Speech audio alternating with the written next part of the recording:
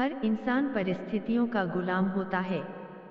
वो जिस परिस्थिति में रहता है वो उसी में ढल जाता है। इस कहानी में भी ऐसा ही कुछ होता है। पुराने समय की बात है। एक दिन राजा अपने मंत्री के साथ अपने राज्य का हालचाल देखने के लिए निकलता है। वो देखता है कि एक किसान पथरीली और ऊबड़-खाबड़ वाली जमीन पर गहरी नींद से सो रहा था।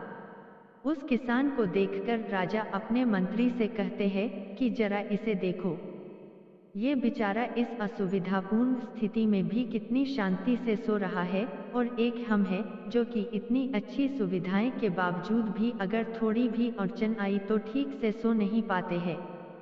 मंत्री ने कहा, महाराज, ये किसान अब इस परिस्थितियों में ढल गया है, इसलिए वो अच्छे से सो रहा है।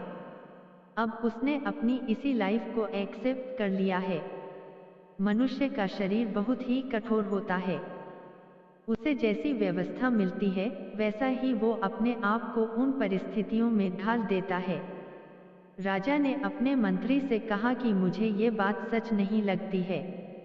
राजा ने कहा कि हमें इसकी परीक्षा लेनी होगी। उस किसान की परीक्षा लेने के लिए वो उसे अपने साथ राजमहल में ले जाते हैं। यहाँ पर राजमहल में उसके लिए हर तरह की सुख सुविधा की व्यवस्था की जाती है।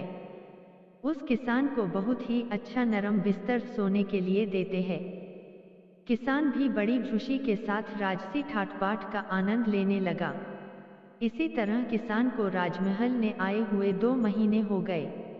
अब किसान भी इस सब सुख सुविधाओं का गुलाम बन गया था। उसी बीच एक दिन मंत्री ने चुपके से किसान के बिस्तर में कुछ पत्ते और तिनके रख दिए।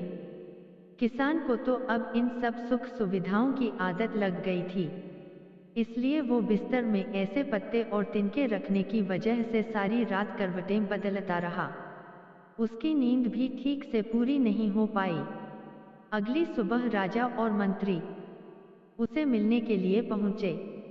उस किसान ने राजा से शिकायत की कि उसके बिस्तर में कुछ चुभने वाली चीजें हैं, और इस चीजों की वजह से उसे पूरी रात ठीक से नींद भी नहीं आई।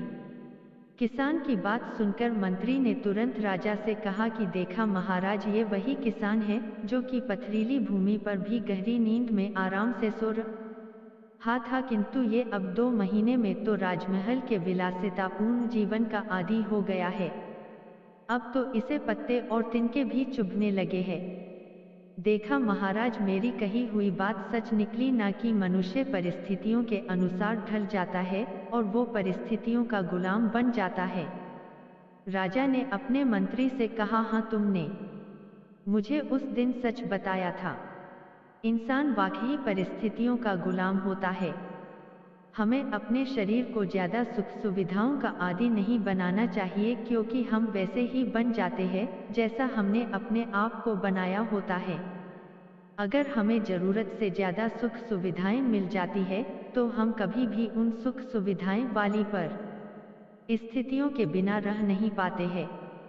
अगर आपको हमारी कहानी अच्छी लगी हो तो अपने दोस्तों के साथ भी शेयर कीजिए और कमेंट में जरूर बताइए कि कैसी लगी हमारी ये कहानी।